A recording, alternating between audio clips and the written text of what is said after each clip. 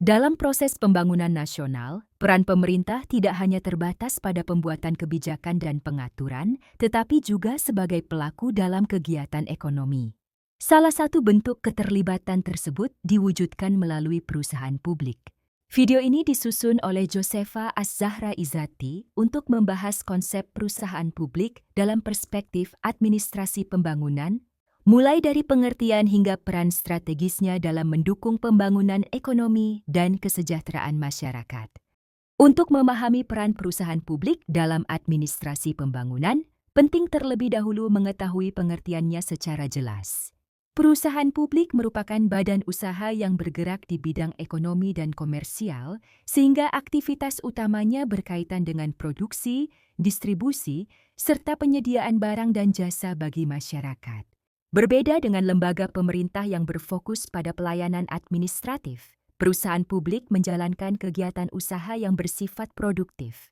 Perusahaan ini dapat beroperasi di berbagai sektor strategis, seperti industri, pertanian, energi, transportasi, hingga perdagangan.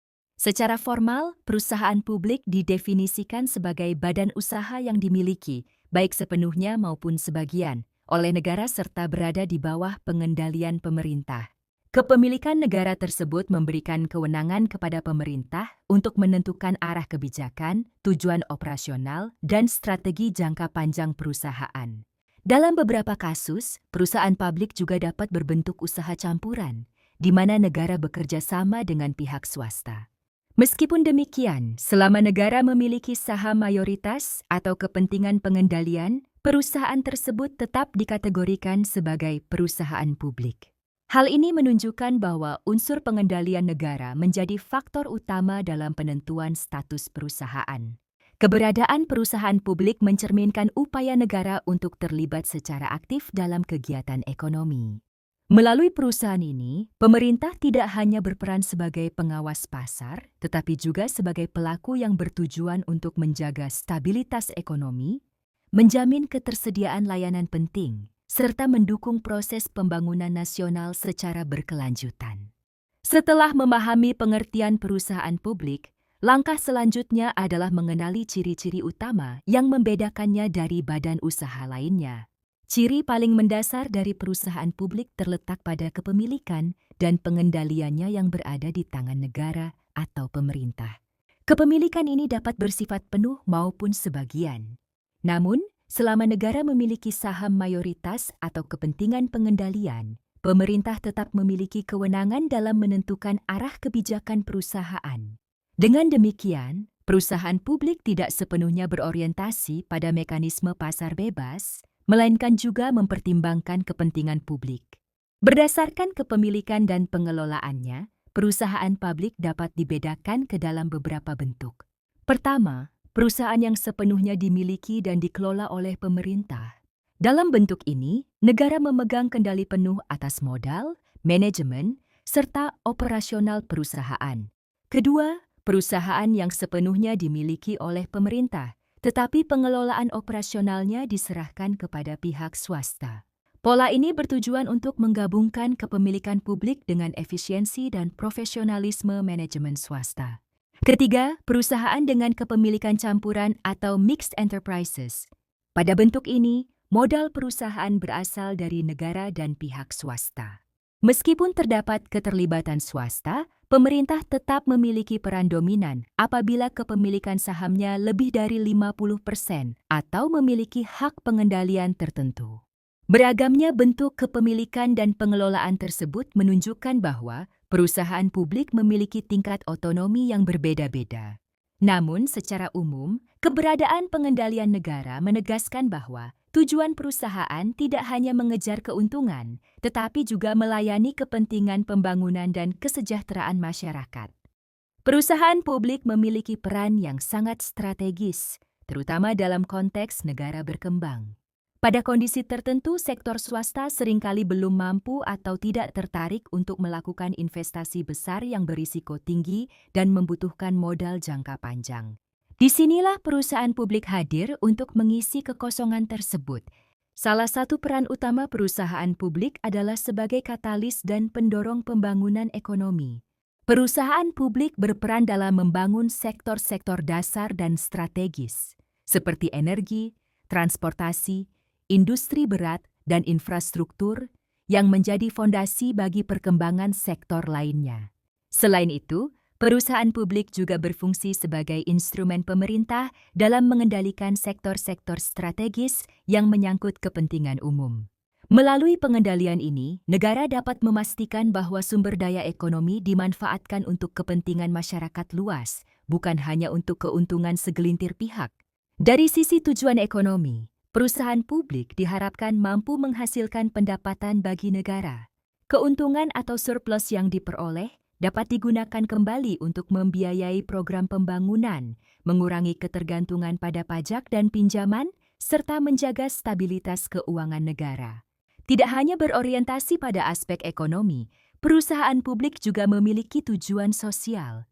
Perusahaan ini berperan dalam menciptakan lapangan kerja, mengurangi kemiskinan, serta mendorong pemerataan pembangunan antar wilayah. Dengan demikian, pertumbuhan ekonomi yang dihasilkan tidak bersifat eksklusif, melainkan dapat dirasakan secara lebih merata oleh masyarakat. Melalui berbagai peran dan tujuan tersebut, perusahaan publik menjadi instrumen penting bagi pemerintah dalam mewujudkan pembangunan ekonomi yang berkelanjutan sekaligus berkeadilan sosial. Meskipun memiliki peran yang strategis dalam pembangunan, perusahaan publik tidak terlepas dari berbagai permasalahan. Salah satu masalah utama yang sering muncul adalah adanya tujuan ganda yang saling bertentangan. Di satu sisi, perusahaan publik dituntut untuk mencapai keuntungan secara ekonomi, namun di sisi lain juga harus menjalankan mandat sosial dan politik dari pemerintah. Konflik tujuan tersebut seringkali menempatkan perusahaan publik dalam posisi yang sulit. Ketika perusahaan mengalami kerugian, kegagalan tersebut kerap dibenarkan atas nama kepentingan sosial. Sebaliknya, ketika perusahaan berusaha meningkatkan efisiensi dan profitabilitas, muncul tekanan politik dan penolakan dari masyarakat. Selain itu, perusahaan publik juga sering menghadapi masalah ketidakefisienan organisasi. Struktur birokrasi yang kaku dan prosedur yang panjang menyebabkan proses pengambilan keputusan berjalan lambat dan kurang responsif terhadap perubahan pasar. Permasalahan lain yang tidak kalah penting adalah lemahnya kepemimpinan dan pengawasan. Kurangnya manajer yang kompeten dan berintegritas dapat berdampak pada perencanaan yang buruk serta pengelolaan sumber daya yang tidak optimal. Berbagai permasalahan tersebut pada akhirnya memengaruhi kinerja keuangan perusahaan publik yang ditandai dengan kerugian berkelanjutan dan ketergantungan pada bantuan pemerintah. Untuk memahami permasalahan perusahaan publik secara lebih nyata, pembahasan ini akan dilanjutkan dengan studi kasus PT Garuda Indonesia. Garuda Indonesia merupakan maskapai penerbangan nasional yang berstatus sebagai badan usaha milik negara. Dalam beberapa tahun terakhir, PT Garuda Indonesia mengalami krisis keuangan yang serius. Perusahaan mencatat akumulasi utang dalam jumlah sangat besar, yang pada puncaknya mencapai lebih dari 100 triliun rupiah. Kondisi ini mendorong perusahaan untuk mengajukan penundaan kewajiban pembayaran utang atau PKPU sebagai upaya penyelamatan. Krisis keuangan yang dialami Garuda tidak terjadi secara tiba-tiba. Kerugian yang berlangsung secara terus-menerus ditambah dengan kontrak leasing pesawat yang tidak menguntungkan, memperburuk kondisi keuangan perusahaan. Sebagai perusahaan publik, Garuda Indonesia tidak hanya beroperasi berdasarkan pertimbangan bisnis semata. Perusahaan juga memikul tanggung jawab pelayanan publik seperti menjaga konektivitas nasional dan melayani rute-rute perintis.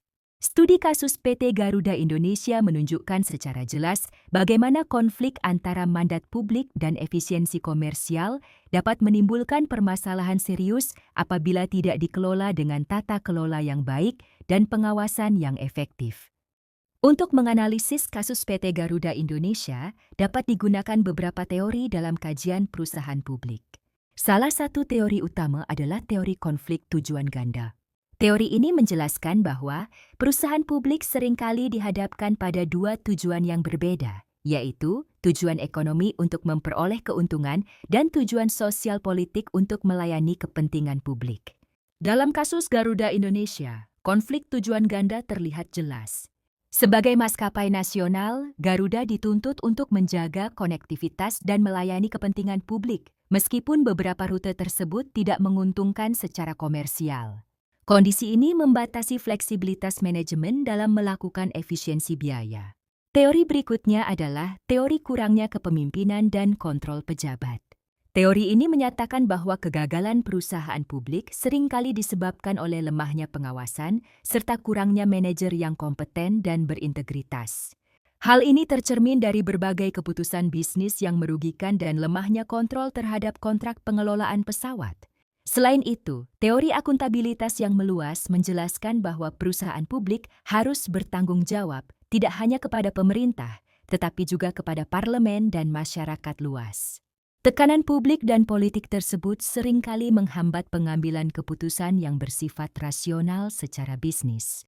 Melalui analisis teori tersebut, dapat disimpulkan bahwa permasalahan PT Garuda Indonesia tidak berdiri sendiri, melainkan merupakan refleksi dari tantangan struktural yang umum dihadapi oleh perusahaan publik. Berdasarkan berbagai permasalahan yang dihadapi perusahaan publik, diperlukan langkah-langkah perbaikan yang bersifat struktural dan berkelanjutan. Salah satu solusi utama adalah memperkuat integritas serta kompetensi pengelola perusahaan publik, khususnya direksi dan komisaris. Pengangkatan pejabat harus didasarkan pada profesionalisme, bukan kepentingan politik.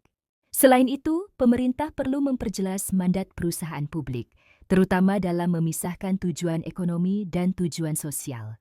Beban pelayanan publik yang berpotensi merugikan secara finansial harus dikelola melalui mekanisme yang transparan, seperti kontrak layanan publik atau public service obligation. Pengawasan terhadap perusahaan publik juga perlu difokuskan pada hasil strategis dan kinerja jangka panjang, bukan pada intervensi teknis dalam operasional sehari-hari. Pendekatan ini dapat memberikan ruang bagi manajemen untuk bekerja lebih efisien tanpa mengabaikan akuntabilitas publik. Melalui penerapan solusi tersebut, perusahaan publik diharapkan mampu menjalankan perannya secara lebih efektif, efisien, dan bertanggung jawab dalam mendukung pembangunan ekonomi nasional. Sebagai penutup, perusahaan publik merupakan instrumen penting dalam administrasi pembangunan yang memungkinkan negara berperan langsung dalam kegiatan ekonomi. Keberadaannya tidak hanya ditujukan untuk mengejar keuntungan, tetapi juga untuk memastikan tercapainya kepentingan publik dan kesejahteraan masyarakat. Namun, berbagai permasalahan seperti konflik tujuan ganda, inefisiensi organisasi, serta lemahnya kepemimpinan dan pengawasan menunjukkan bahwa perusahaan publik memerlukan tata kelola yang lebih baik. Studi kasus PT Garuda Indonesia memperlihatkan bagaimana permasalahan struktural tersebut dapat berdampak serius apabila tidak dikelola secara tepat. Melalui perbaikan tata kelola, kejelasan mandat, serta peningkatan akuntabilitas dan profesionalisme, perusahaan publik diharapkan mampu menjalankan perannya secara efektif dan berkelanjutan. Dengan demikian, perusahaan publik dapat benar-benar menjadi pilar pembangunan ekonomi yang berkeadilan dan berorientasi pada kepentingan nasional. Refleksi dari pembahasan mengenai perusahaan publik menunjukkan bahwa tantangan utama dalam pengelolaannya tidak selalu disebabkan oleh kurangnya regulasi atau keterbatasan sumber daya, melainkan oleh ketidakjelasan tujuan dan lemahnya sistem tata kelola. Dalam banyak kasus, perusahaan publik dibebani oleh tujuan ganda yang saling bertentangan, yaitu tuntutan untuk mencapai kinerja ekonomi yang efisien sekaligus menjalankan mandat sosial dan politik. Melalui kajian ini, saya menyadari bahwa tujuan ganda seringkali menjadi sumber utama berbagai permasalahan perusahaan publik. Ketika perusahaan mengalami kerugian, mandat sosial kerap dijadikan alasan pembenaran sehingga kegagalan kinerja tidak dievaluasi secara objektif. Hal ini menciptakan ruang bagi inefisiensi organisasi dan melemahkan akuntabilitas manajemen. Studi kasus PT Garuda Indonesia memperjelas bagaimana konflik tujuan tersebut berdampak nyata pada kondisi keuangan dan operasional perusahaan. Sebagai maskapai nasional, Garuda memikul tanggung jawab pelayanan publik yang besar, namun pada saat yang sama dituntut untuk bertahan secara komersial. Tanpa pemisahan yang jelas antara beban sosial dan tujuan bisnis, perusahaan menjadi sulit untuk mengambil keputusan strategis yang rasional dan berorientasi jangka panjang. Refleksi ini juga menegaskan pentingnya peran pemerintah sebagai pemilik dan pengawas perusahaan publik. Kontrol yang efektif tidak seharusnya diwujudkan melalui intervensi berlebihan dalam operasional sehari-hari, melainkan melalui penetapan sistem yang transparan dan akuntabel. Pengangkatan direksi dan komisaris berdasarkan kompetensi dan integritas merupakan langkah mendasar untuk memperbaiki tata kelola perusahaan publik. Selain itu, pemisahan biaya sosial dan biaya komersial menjadi kunci dalam menciptakan kejelasan tujuan. Melalui mekanisme seperti kontrak layanan publik atau public service obligation, beban sosial dapat dibiayai secara terbuka dan terukur oleh negara tanpa mengorbankan kesehatan keuangan perusahaan. Pendekatan ini mendorong manajemen untuk bertanggung jawab secara profesional atas kinerja bisnisnya. Secara keseluruhan, refleksi ini memperkuat pemahaman bahwa reformasi perusahaan publik yang paling berdampak bukanlah penambahan aturan yang kompleks, melainkan pembenahan sistem yang mendasar, jujur, dan transparan. Dengan tata kelola yang baik, perusahaan publik dapat kembali berfungsi sebagai instrumen pembangunan yang efektif, efisien, dan berorientasi pada kepentingan publik dalam jangka panjang.